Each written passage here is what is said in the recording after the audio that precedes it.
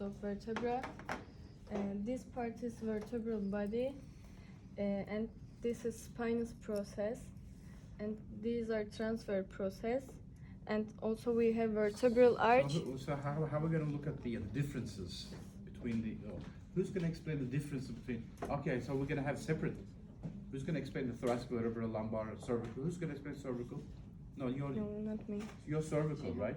Okay, so you explain the general features. Okay, so why don't you like compare? Like this is the body of the cervical vertebra. This is the body of the thoracic vertebra. This is the body of the lumbar vertebra. If you want to say that, or you don't want to say that. No, I don't want. You don't want to say that? Okay. Okay.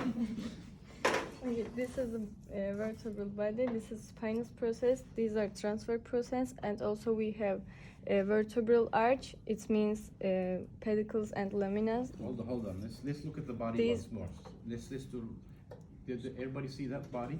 So Body. body, and so let's look at from here. Can you call it for a minute? Yeah. So this is the body here, the corpus. Okay, so you see this is the body. So this here is a thoracic level segment, so cervical segment, thoracic, and lumbar segment. So the body, the corpus, so this is the anterior of your body, and this is the posterior. So your body is over here, the corpus. And as you can see, starting from the cervical, as it goes down, it increases the thickness. You see the thickness of the body? Okay, so that's the body. And then what else do we find? And the spinous process at the back here. These are the spinous processes, you see? So the direction and the length and the height and the position is also different from the cervical, thoracic, and lumbar. Okay, so can you show the spinous process? Which is that? Right here. There's one, right? And then you have the transverse process. These are So there's transfer two process. transverse processes which are on either side, each level, transfer processes. Okay, good.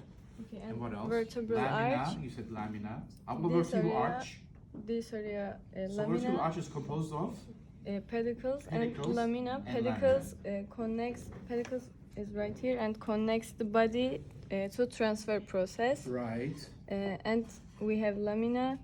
Lamina connect transfer and spinous process. Good.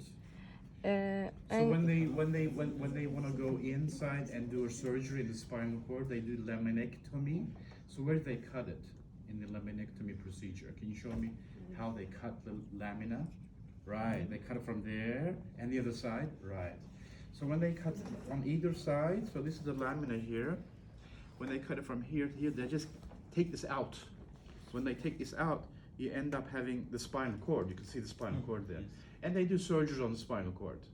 So in laminectomy, they just cut the lamina on both sides and take this spinous process out. Okay, that's a laminectomy procedure. Okay. and this area is vertebral foramen. Right. And we have articular process, superior articular and inferior articular process. So where's superior and inferior articular process? This is inferior articular process and this is superior articular process.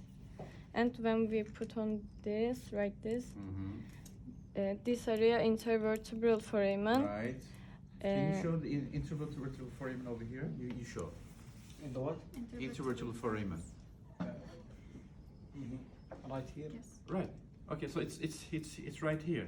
And it's allow for lateral axis of spinal. Right. All these spinal nerves that come out through this intervertebral foramen. Okay. And also, So We how have- does I don't have that question, but if I ask like through where does the spinal nerve come out from the vertebral column? Intervertebral foramen. Why is it important? This is important in in brain surgery in that sometimes this intervertebral foramen. Can you show the intervertebral foramen over there? Okay, yeah. You see that foramen? Yeah. Can everybody see that foramen? So sometimes that becomes stenotic. There's an extra amount of bone formation in during the years as it passed. So it becomes narrow, and then it basically compresses the spinal nerve. When it compresses the spinal nerve, then you would end up having sensory loss or pain loss. Sensory loss, and you would end up having pain. That's the stenosis of intervertebral foramen. Okay. And this area called intervertebral disc. Right. And you can this green part As you showed, intervertebral disc. here. Right. All these are intervertebral disc. And intervertebral disc is what? Composed of what cartilage? What cartilage? Hyaline or fibrous? Fibrous. Right, fibrous cartilage. There's also another fibrous cartilage located somewhere else. Symphysis pubis, which is this area you see. This is symphysis pubis, where two pubic bones come together. This is also fibrous cartilage. And this is amphiarthrotic, symphysis pubis amphiarthrotic, slight movable, very slight movable. Okay. And there's also another joint which contains cartilage, not fiber cartilage, but hyaline cartilage. Head of the femur. Hmm? Head of the femur. In vertebrae.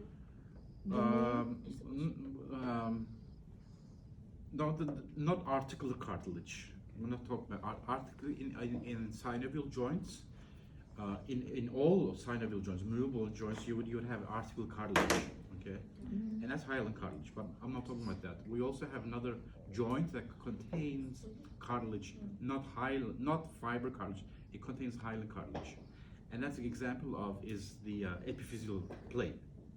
That's an example of the epiphyseal plate that contains hyaline cartilage, and that's synchondrosis. There's no movement there. Okay.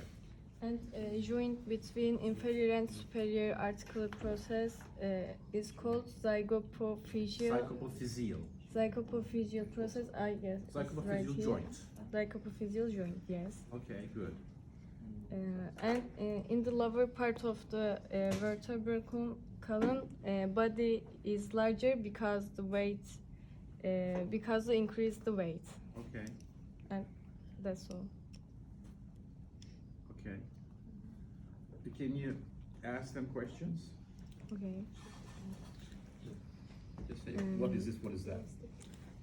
What's the name of this area? Okay, hold on. Everybody say it.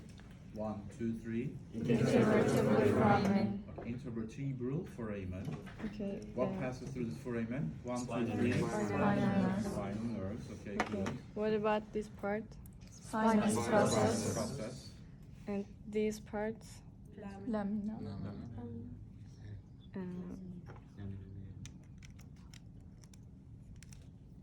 This part? Vertebral disc. Well, that's the intervertebral space actually, but inside there you have the intervertebral disc, right? So these are the general features of all vertebrae. So you would see this in cervical, thoracic, and lumbar. All these features and structures. Now we're going to look at these specific features or characterization of each level or each segment now, one by one.